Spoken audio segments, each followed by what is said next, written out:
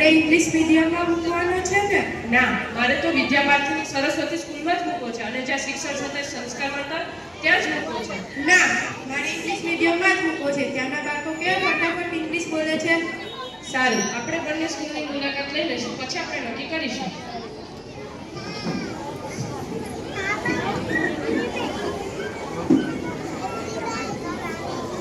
અમે અંદર આવી શકીએ? હા, આવો બેસો.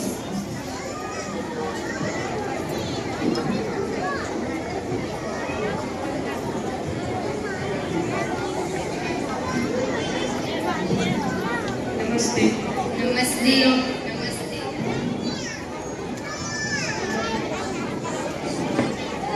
મને મારા બાળકને આ વિદ્યાલયમાં મૂકવું છે. પણ મેડમ, આ સ્કૂલની શી વિશેષતા છે કે મને સમજાવો.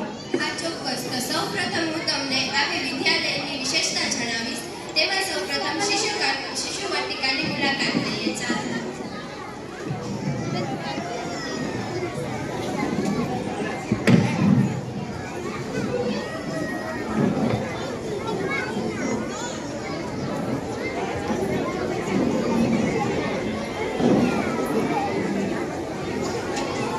નમસ્તે.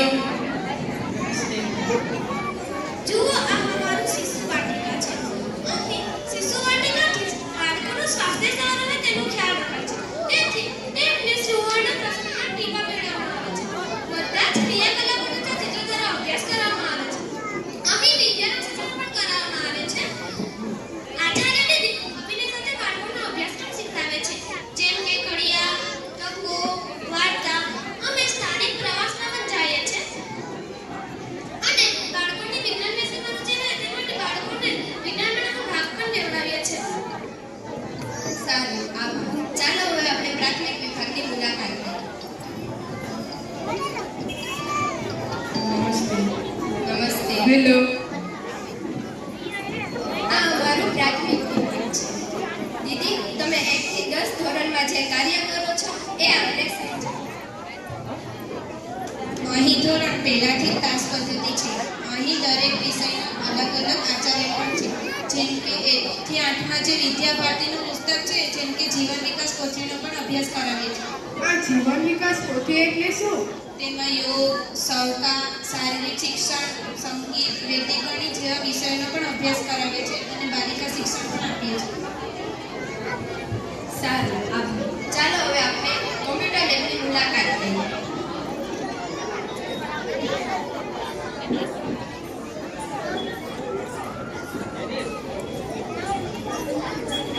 આ અમારું કોમ્પ્યુટર લેબ છે. અત્યારે કોમ્પ્યુટર યુગ ચાલતો હોવાથી દરેક બાળકોને નિષ્ણાત શિક્ષકો દ્વારા કોમ્પ્યુટરનો અભ્યાસ કરાવીએ છીએ. ચાલો હવે હું તમને સ્પોર્ટ્સ રૂમની મુલાકાત આપીશ.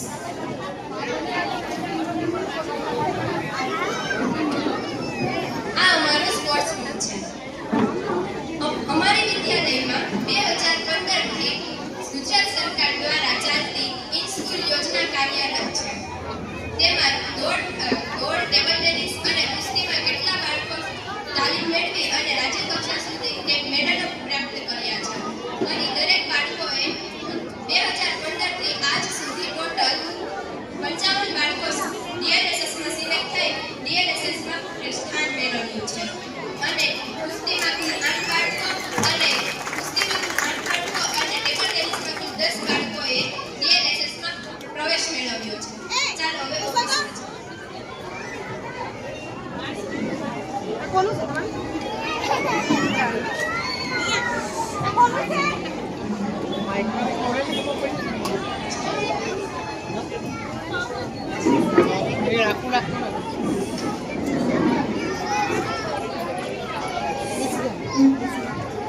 તમને ખબર છે, અમારી વિદ્યાલયના દરેક બાળકો વંદના, ભોજન મંત્ર અને શાંતિ મંત્ર પણ સરસ રીતે બોલે છે.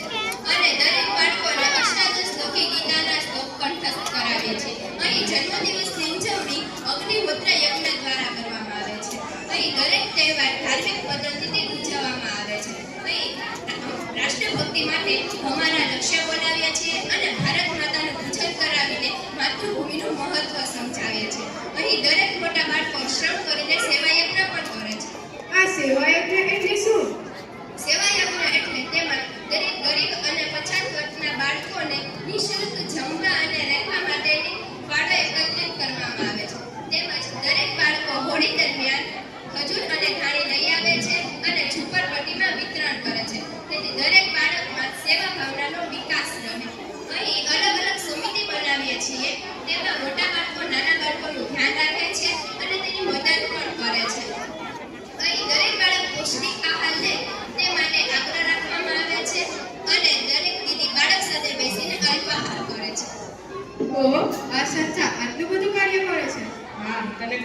જે હું આ ઊંચી પોસ્ટ પર નોકરી કરું છું તે આ વિદ્યાલય થકી જ છું. કેમ કે આ જ સંસ્થામાં મેં શિશુ વાટિકાથી 10 ધોરણ સુધી અભ્યાસ કરેલો છે અને અહીંથી જ મારો પાયો મજબૂત થયેલો છે અને અહીંથી જ મને સારા સંસ્કાર મળ્યા છે. આ વિદ્યાલય અત્યારથી જ નહીં, આ વિદ્યાલય 1991 થી શરૂ થયું છે. તે પહેલા હાઉસિંગ ક્વાર્ટરમાં જ હતું. ત્યારથી જ આ મોટું વિશાળ ભવન ઊભું કર્યું છે, જેમાં હવા ઉજાસવાળા રૂમ, એસી હોલ, મેદાન, કમ્પ્યુટર લેબ, પ્રોજેક્ટર અને નાના બાળકો માટે બગીચો પણ છે.